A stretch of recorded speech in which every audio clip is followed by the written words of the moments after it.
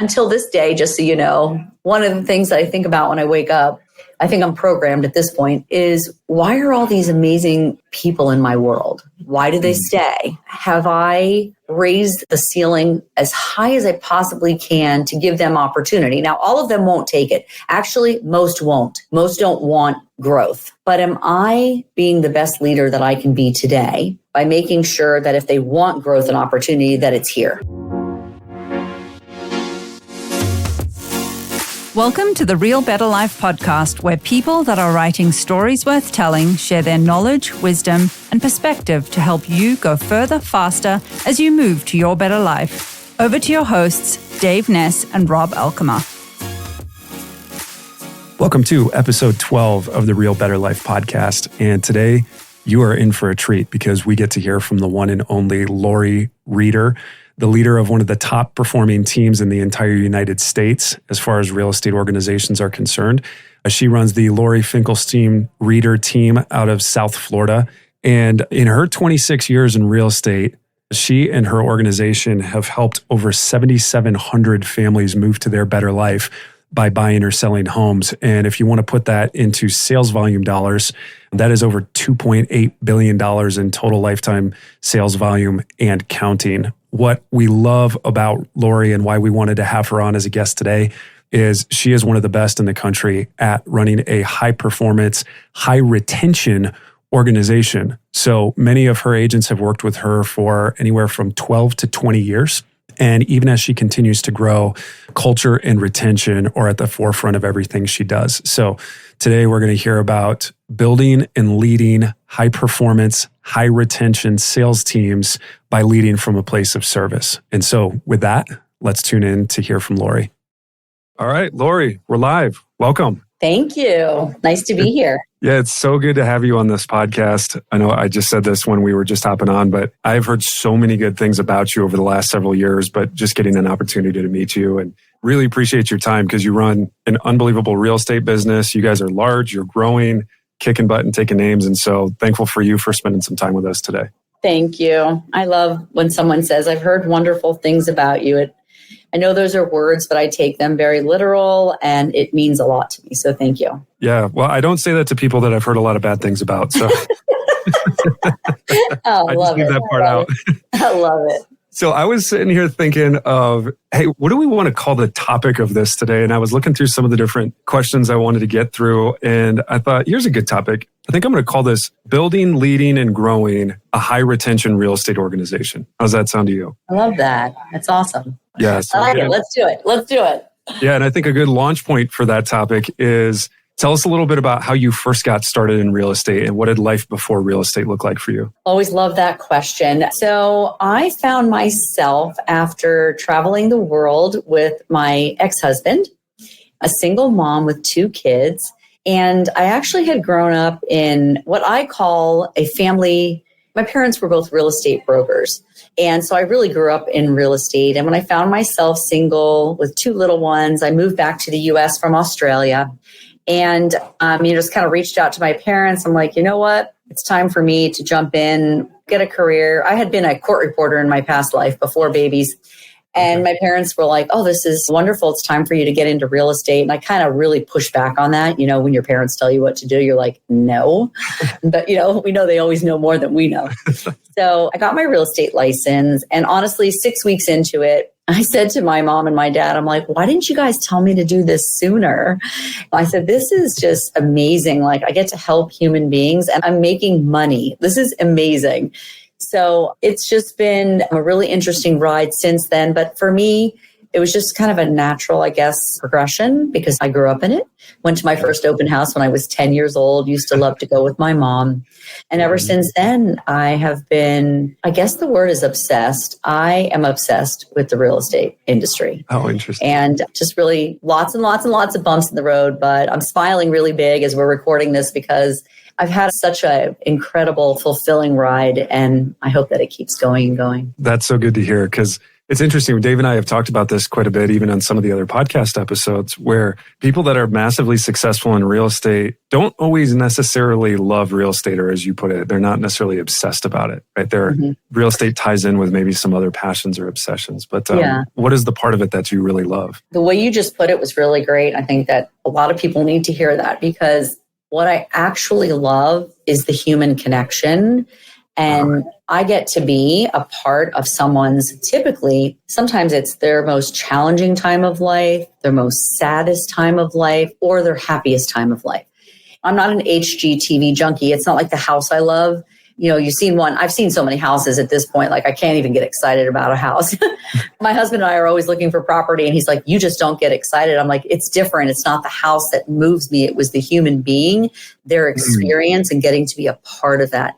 So what moves me till this day is the human connection, helping other people. And it's really changed for me now. It's not just consumers, it's real estate agents and all different areas of staffing in a real estate company and connections with those people that really tend to move me. You know, watching someone, whether they're starting a career from beginning or they're mid-career, just wouldn't matter. It's how can I be a part of their journey and help them genuinely have that life by design, right? Make a good living, you know, at their career, make a good living.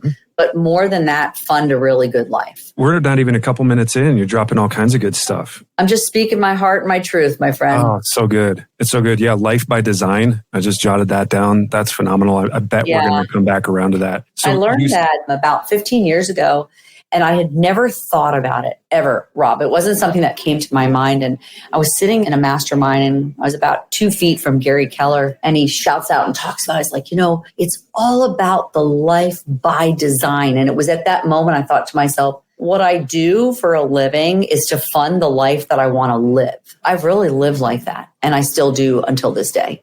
And it's a concept that we need to teach more people, right? You got to love what you do, make a great living, but it's to fund the life that you want to actually live. Yeah. Yeah. So now I'm seeing why you and Dave have always been so close for years, is because we talk so much about our why. The thing that gets us out of bed in the morning is to help move people to their better life. And that's the exact same thing that you're talking about, just different terminology. Yeah. Oh, Dave's awesome. I mean, he's just incredible. I've actually learned a lot from him and have a lot of respect for him. Yeah. Yeah. If he was on here, we would poke fun at him. But since he's not here, I guess we'll... we can still poke fun at him. I didn't say we were going to poke fun at him. I'm in. I am definitely in. All right. So I want to go back to something you said. This was interesting, and this segues into what I want to talk about, because here you are, 26 years of real estate experience. You have one of the top teams in the entire state of Florida. I went on your website and I saw roughly 90 agents that you work with on there. And you said at first the human connection was with consumers and clients that you were helping buy or sell homes, but then it became agents too. And one of the questions I had is, how long were you in personal production before you decided you wanted to build and lead an organization? Wow, great question. I never knew I wanted to build and lead a big organization, if you really want to know. That was very organic at first. But when I got into real estate, I knew very early on that my sweet spot and my superpower, if you will, was really connecting with a human being that was looking to buy or sell a home and understanding their needs, right? Why they're doing it, what happens if they don't do it, how does this impact their family, their life? And when I realized that that was my superpower, and being on the other side of the transaction management side, the marketing side, I was a disaster. Okay, let's just call it what it is. And very early on, I sought out a transaction manager. And just so you know, and your audience knows, I didn't have any money. So I really had to look hard for someone who was willing, who had faith in me and trust in me that I would pay them when the deal closed. Right. So I started very early. I've never been shy about being honest with myself and others about what I'm not good at. I think we're not built to be everything to everyone. And part of being capable and successful at leading and growing a team is no ego, and making sure that when you're not great at something, that you give someone else the opportunity to impact your business because they are great at it. So how long was it? You get this transaction manager, and if I'm reading between the lines, it was like you started to build out some pieces around you, and then gradually those pieces turned into a team and an organization? Yeah. So what happened was very early on in my career, let's talk about like the first 3 years, 4 years, I made a decision to really go above and beyond with the consumer. Now, just so you know, I know a lot of people say, hey, I give amazing service, I go above and beyond, but I legitimately took steps to go above and beyond. And my business grew very, very fast organically. So I had a buyer, they became a seller, they recommended people to me. It was all through referrals and repeat and referral business. So the team grew pretty quickly. I had my first buyer agent within the first, I'd say, year and a half, 2 years. By the time I was 5 years into the business, I had a team of about 7. And we really just grew from there. The evolution of me growing a larger team came, maybe it's good for you to know, I have a handful of people who have been with my team, some between 12 and 17, 18 years. So once those experienced agents, we all made the decision together. We felt they would take over my book of business and I would then work on growth and development and grow a much larger company. Okay. That was a collective decision. Yeah, that's so good. Can we go back to when you said you made this decision to go above and beyond, but then you actually took steps to do that? What are a couple of examples of what that looked like specifically? What did you change? I love that question. I love all your questions, actually. They're really good. So I have a saying, you might read it somewhere in my website or somewhere. It'll say people over profit, profits, plural. And so to me, going above and beyond meant regardless of any sort of financial win, the consumer, my client, the human, was going to leave that transaction feeling so good that I wasn't there for the money, but I was there for the long-term relationship. So it didn't matter to me, on the day of closing, the washer machine broke. Okay, no worries. Like my guy went and I bought it, installed a new washing machine. Right. I made sure that first night they had dinner sent to their home. I sent a cleaning crew in. It wasn't about the money. It was about the relationship. And I was going to make sure that I treated them like they were the only client I had ever worked for. Yeah. And I could count on around 3 to 6 referrals a year from each of those people. Wow. That dinner the day of move-in, that's so key. And the cleaning was huge. Oh my goodness. Yep. I think that how you win with that is a lot of real estate agents are not given the good fortune that I had of great coaching, but it all starts from that initial consultation or meeting. Buyer or seller, doesn't matter. And it's spending that 1 hour, 2 hours, I don't care how many hours it takes to really understand why someone's buying or selling, what their needs are. And really, you're just a guide. You're guiding them, you're helping them, and you're making sure that they leave that transaction feeling really, really happy. Yep. As happy as they can, Rob, because sometimes, I have found in my career, it's 50-50. 50% of the time I was in a transaction, they were going through a really bad event. And the other 50%, they were going through an exciting, happy event. And it was my job when I was at the time in my career working in the field with these exceptional humans to make sure that I met them where they were at for them, not for me. Yeah.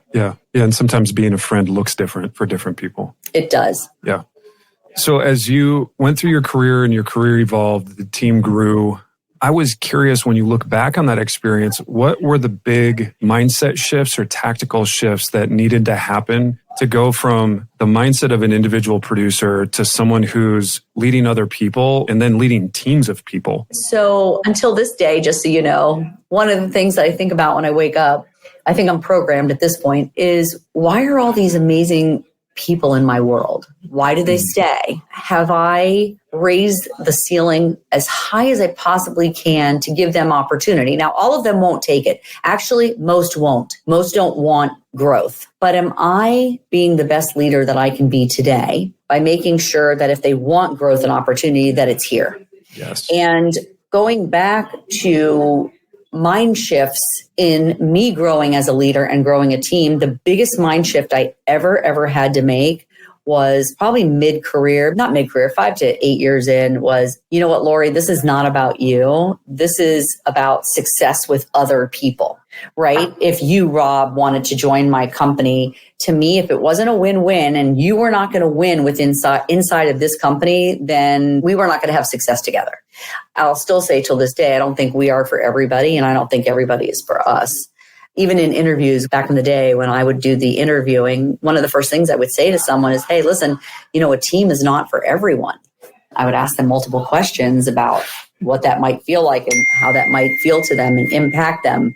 So my mind shift was, if I could not change your life for the better, if I could not make it better for you on my end, then we weren't a good fit. And I still mean that until this day. Yeah. So if you were interviewing with me, I would tell you straight off the bat, in the first 5 to 10 minutes, I would have told you in the first 5 to 10 minutes, I just want you to know that if I am not convinced that I can change your life for the better, that our company, that our organization cannot do better by you, we're not going to be a good fit. But if I come to the conclusion that we can have a positive impact on your life, that we can change it for the better, then let's keep talking. Yes. Yep. And I think that opens up so much space for the person that's sitting through that interview, or I'm sure agents that come on board with you.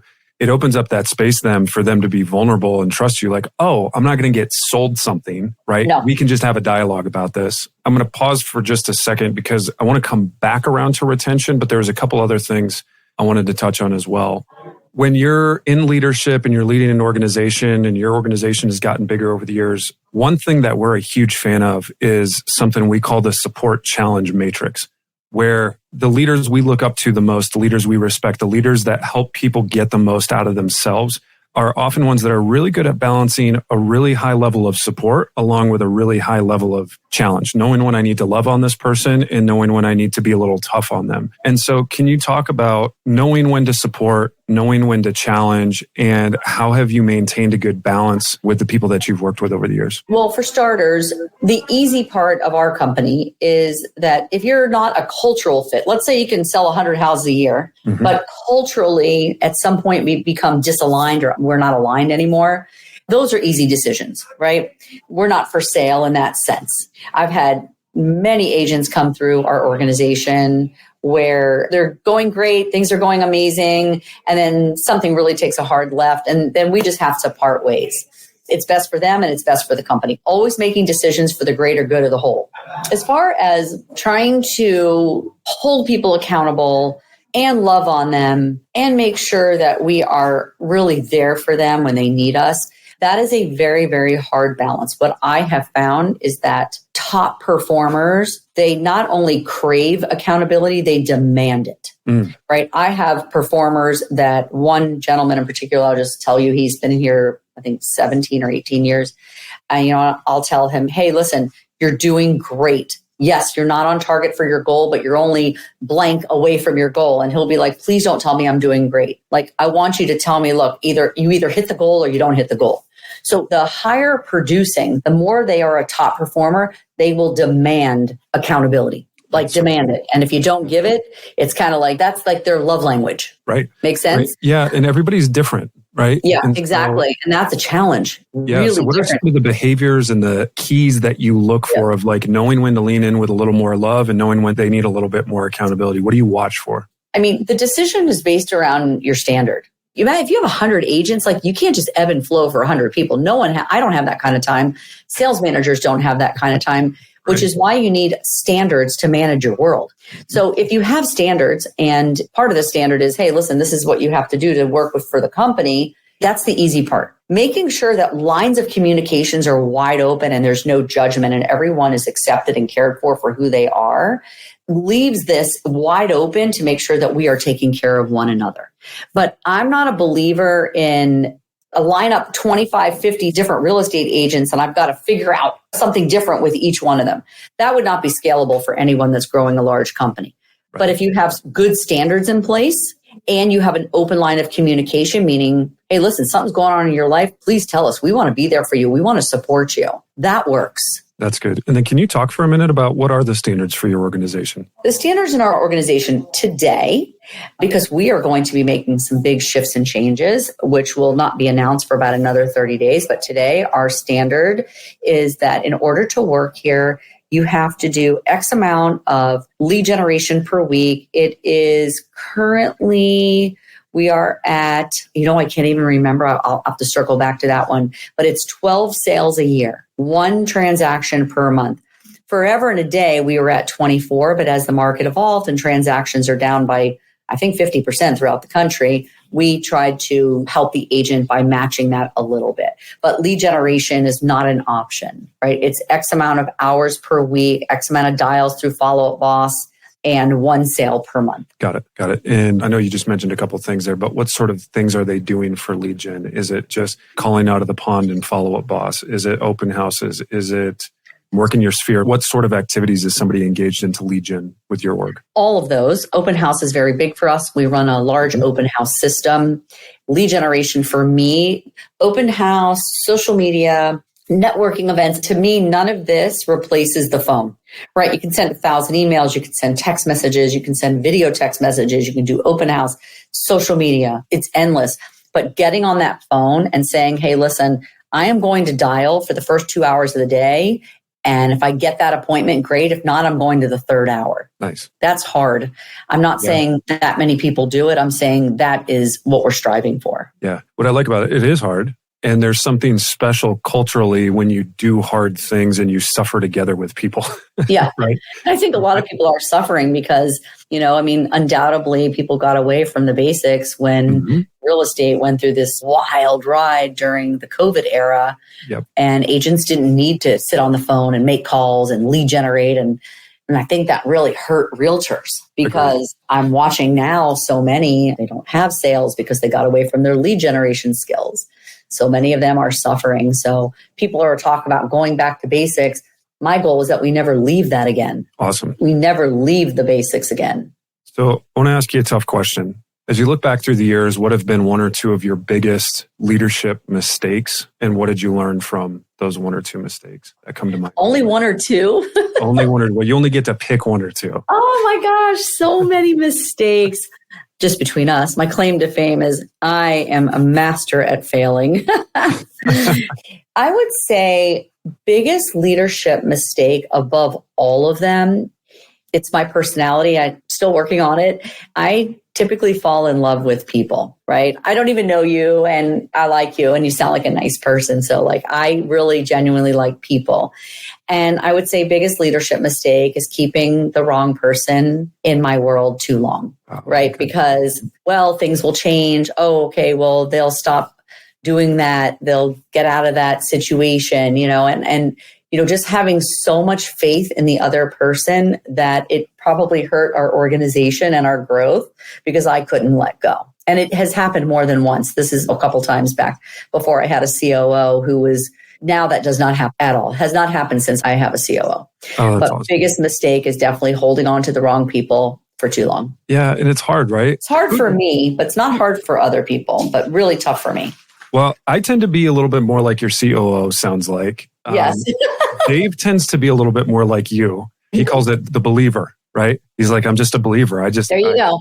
You just gave me a title I didn't even know I had. Yeah. I find reasons why this person could work and how it could shift. And then I want to see them win. And then I pour all this time and energy into helping them win. And I think there's something really good about that, right? Like there's something very biblical about that. I mean, who doesn't want somebody in their corner believing in them and doing everything they can to help that person succeed? But you're right. There are larger implications within an organization of how that affects everyone else in the organization, not just that one individual person. And so that's a tough dichotomy that I feel like that tension's always there, no matter how you're wired. Yeah. So you're a coach. You're not just a phenomenal leader, but you're also a business coach. And so I thought, well, shoot, I got the great Laurie Reader on the line for a moment in time.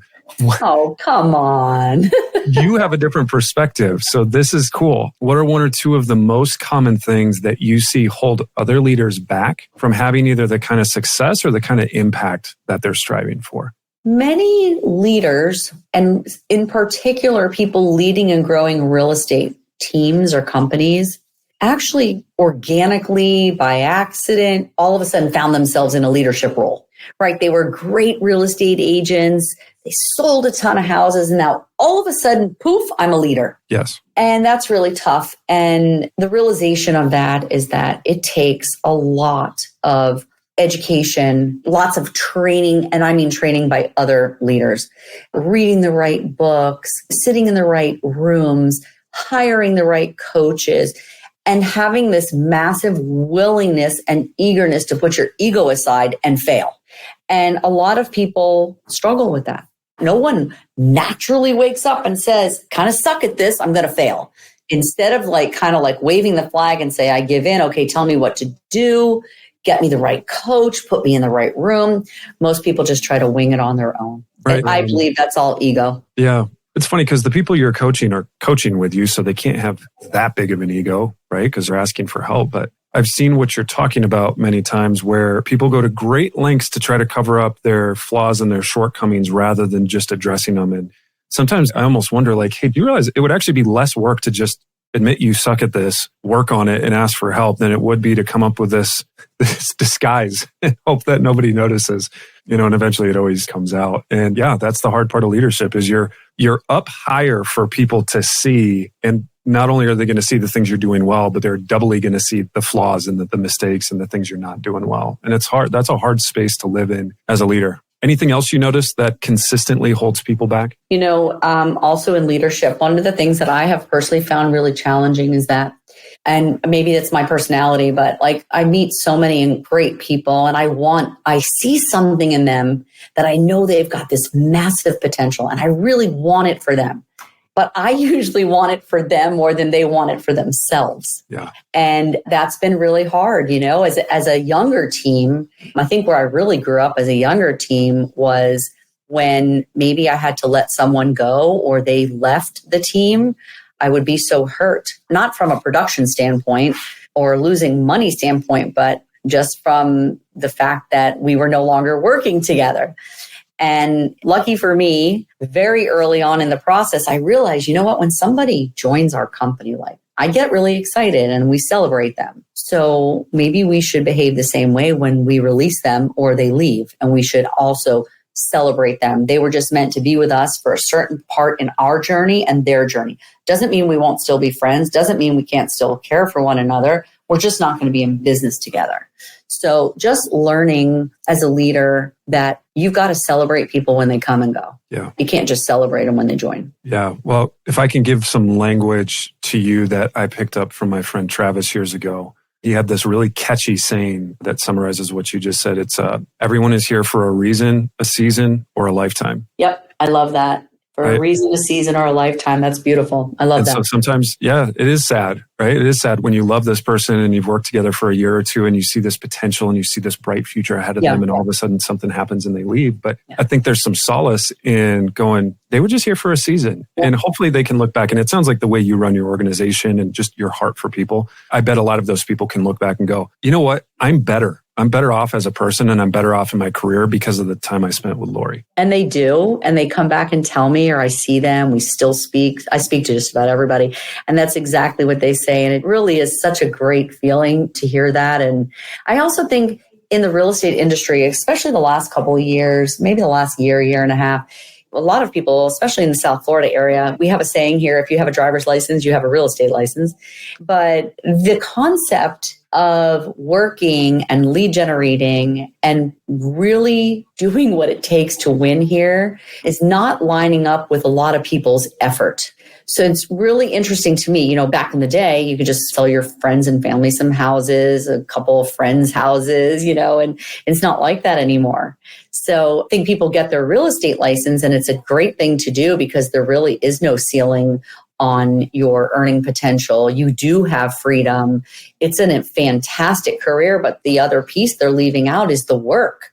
Yeah. Right? You don't get any of the win without the work. Yeah. So I watched a video you did where you talked about success is boring. It's super boring because you're doing the same thing over and over again. Yeah, but it works. That's funny. Well, thank you for watching my video. Yeah, you're welcome. I want to go here. This is one of the things Dave and I were most looking forward to because you are the queen of retention. I don't know that we know anybody. I don't know anybody better in real estate at retention. I need a crown. We'll get you one made and send it in the mail. So the question there is, you've got this amazing reputation and the results to back it up. So can you talk to us about a few things? How you think about your agents, which I know you've talked about a little bit, how you think about your agents. What do you do to maintain such a high level of retention? Because I'm sure it comes from your heart, but then there's probably some tactics to back that up. And then what are those agents' exit strategies when they're done selling real estate with you? Yeah, I mean, I think we did hit on it, but I'd love to hit on it again, because at the end of the day, and reality is that an agent is going to stay within a company as long as they're getting the value that they're there for and they're achieving their goals, right? No one gives two hoots about our to-do list or my goals. Yep. Nobody cares how many houses I want to sell. Nobody cares how many agents I want to hire. That's not my stuff is not on your to-do list. But I think when an agent or a staff member, because I kind of like, to me, it's in the same space now that I'm sitting on the growth and development side for the last 5 years, I believe that as long as we are providing value, and by value, I mean, right, for agents, it's services, it's training, it's me continuously growing the business so that they can grow their business inside of my business. It's understanding what's important to them. And as long as we are aligned with that, making sure that we're meeting their needs and their goals. We're giving them what they need to meet their goals. Yeah. Like tactical, if you mean, I would say I have the most outstanding staff on the planet. So our agents absolutely love working for our staff and having them support them. Like I have invested a lot in the people that are working within my company that are on the staff side. Right. I take really good care of my people because then they're going to go and take care of the agents. Yes. Right. And an agent is going to stay. It doesn't matter who your company is. It doesn't matter if it's me or if it's Dave or it's insignificant, but it's always going to line up with, are you providing them with value and can they achieve their goals inside of your company? It's really cut and dry. It's not any messier than that. This is fascinating to me. I'm dying to go back to this. When you said, I tried to jot it down real quick. I need to make sure I'm growing my business so they can grow their business within the business. That's right. What do you mean by that? Talk a little bit more about what that looks like specifically. Right. So that's my job, right? Every day is our company growing and expanding? Are we bringing on the right relationships? Let's say my relationship with Zillow. Let's talk about my relationship with lots of big companies, which then gives my agents opportunities. Mm-hmm. Is my marketing team growing and expanding and helping the agent really grow their brand? Are my transaction coordinators just so incredible that our agents, they just don't know how to do a deal without them? So it's really this well-oiled machine of everybody working towards one goal, but making sure each person can hit their individual goals. Does that make sense at all? Yeah, that totally makes sense, right? Okay. Where they wouldn't even want to leave because of the value you're providing and and especially when you said it, like the opportunities you're creating, that makes more sense, right? With different partnerships or vendors or internal processes, that makes a ton of sense. I think that also something really important to talk about is that there are going to be times when even great agents that you are providing value to, or you are giving them everything, the stars, the moon, the sun. Some people just hit a point in their life where they say to themselves, you know what, I want to go try this on my own, or I want to move to try a different team, or I want to open a brokerage. You know, it happens. What's important is that when you end that relationship, what's important about that is so that they want to come back if it doesn't work out. Mm-hmm. I had an agent leave. She left about 2 weeks ago, approximately 2 weeks ago. And she said to me, Laurie, please promise me if it doesn't work out, I want to come back. I just need to try this on my own. And I said to her, oh my gosh, are you kidding me? Like, I'll be waiting right here for you, but I'll be cheering you on. Go live your life. I think I've gotten so good at letting people go that many of them want to come back. I'm not kidding. I'm really not kidding. Good for you for having that level of trust that the people you work with feel comfortable coming to you and telling you that they're thinking of going independent and opening their own brokerage and that there's a dialogue there. It's not just this bombshell as they're walking out the door. Yeah. I mean, the thing is that if your heart is in the right place and you genuinely care about helping others, if you want to support people on their path, on their journey, right? You might be a part of it for a period and you may not be a part of it for a period, but it's their right to live the life they want to live. I am not attached to any of that. I will cheer you on like no one's business.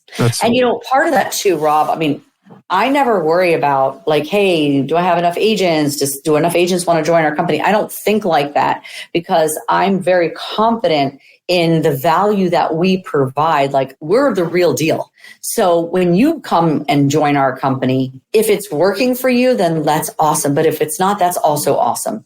And team leaders have got to get to that space. Yes. I've had the most growth since my mindset shifted to that. So well said. Since I could let go and celebrate people joining and people leaving, I've had more growth than I've ever had. That's good. Man, we could stop right there, but we're not going to. I got just a couple more questions for you. This one's very timely.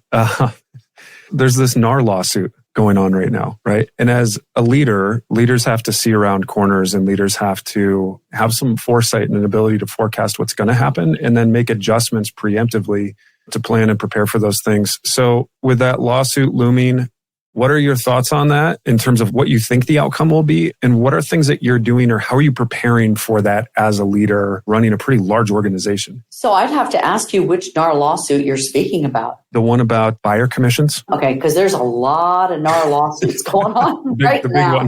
I am familiar with some of it because I do receive Inman news.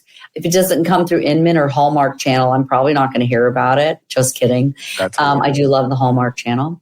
Let that be known to the whole world.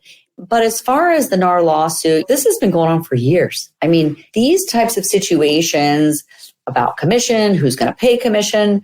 I mean, I'm not really going to spend time anticipating something that may never happen.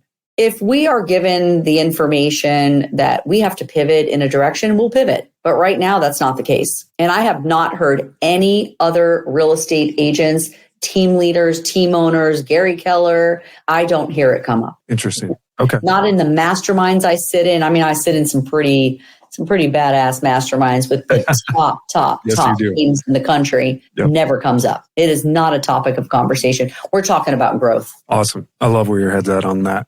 As we wrap up, if you could go back and do things over again, knowing what you know now and having the experience that you have, what are some things that you would have done differently? And what would be some advice you would give to young leaders, young team leaders, somebody who's thinking about making that shift from personal production into a leadership role? That is absolutely my favorite question of the day. I don't know that I would have done it differently, but I just want to share the part about where you said, what advice would you give to somebody who's considering running a team, becoming a team leader? So I, from day one, took it very, very personally. And to me, it was a huge responsibility. If someone was going to trust me with their business, with their livelihood, with the ability for them to grow, make money, support their family, I call it keep the lights on. And I think a lot of people get into leading teams and brokerages for themselves, not so much to help others win. And when somebody asks me, like, why do you think you've had success? I believe it's not because I don't think I'm much different than most people. I'm a pretty basic person. But I genuinely did not get into this for myself. I was already very successful as an individual agent and a real estate investor. It's not where I was building my wealth. I will tell you that if you want to lead, then you need to get into it to lead and to care for others and to open gateways and pathways and to be able to help other people succeed.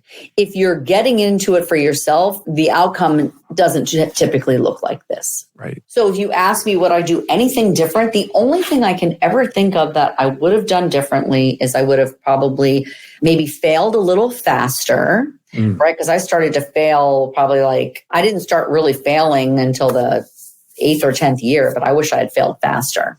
I wasn't taking enough chances. I wasn't taking enough risk, right? When you think about it, unless you're really leaning into something and you're taking risk unless you're taking risk, you're probably not going to be failing because you're going to be playing it in the safe zone. So I wish I'd taken more risk when I was even younger than I did. The one thing I would do differently on top of that is that I have an insane database, like hundreds of thousands of people, but I didn't start that database until probably year 7 to 8. Wow. Are you kidding me? No. Oh. And that was a big fail. And I love talking about it because if I had done that, I'd have hundreds of more thousands of people's names. Yeah. So I think some people, they don't see the value in it, but I mean, come on, it's everything. That's so good. Okay. What's one thing I haven't asked you today that I should have, and one thing that you might want to share with the audience before we wrap up? Well, you didn't ask me if I've ever won the lottery. Have you ever won the lottery? I have won the lottery. How much? I gotcha, Rob. How much? So about 5 years ago, my real estate team and I, we decided we had never played the lottery as a team, or I don't even know if I'd ever played the lottery. And we saw that it was like a lot of money. So I think 8 of us or so, we all chipped in and we put $20 in each, and we bought a couple lottery tickets, and we ended up winning the lottery. We won $1 million. So I was just playing around with you, but we did win the lottery. That's so great. You can Google it. It was one of the biggest stories about a real estate team. Google that. You'll see it. Laurie Reader Powerball. That's awesome. You'll get a really funny story. I don't think there's anything you didn't ask me. Actually, I think your questions have been amazing. What I love about your questions, because I do a lot of podcasts and I do a lot of interviews, I love about your questions is because a lot of my answers, I feel confident, can help people with growth.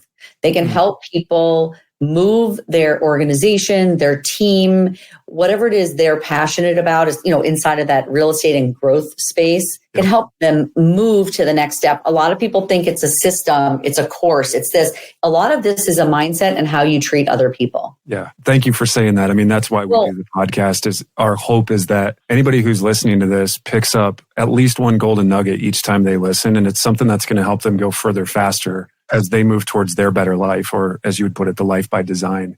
Well, a lot of people would prefer me to recommend a system or a product. Hey, how do you do this? Oh, just go buy this. Because this is a lot harder.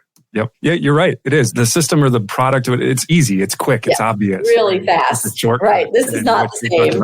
Yeah, what you're talking about is, well, I'll ask you this. You don't have to answer it if you want to. During our conversation, I was going to ask you, hey, when's the last time you cried? When's the last time your business made you cry? Because it strikes me that some of the best leaders I know, like periodically, it's like if you're not crying, you're not trying. I bet you've shed some tears along the way. If you want to share one of those recent ones, feel free. If not, we don't have to go there. Cry happy tears or sad tears? Because I cry for both. Either one. Well, I think, let's just go back a little ways over the years.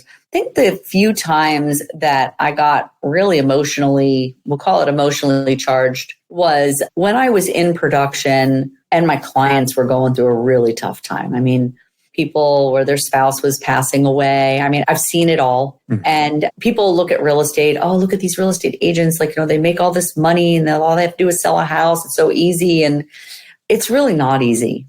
It's a beautiful career, but I've cried a lot of tears. I've cried with a lot of my customers along the way. And I till this day, I still cry with a lot of my agents when they're going through tough times. And you were probably looking more for an answer around the line of when has your business really gotten to you? And anybody, I don't care who you are, if you're running a team my size or mid-size or small size, this last 12 months has been a bear. It's hard. It's been my hardest, toughest year in real estate. But I would tell you that I'm crying happy tears around that. And I know that's going to sound really strange to you, but it's been one of the greatest years for me because this market has really exposed me as a leader to myself.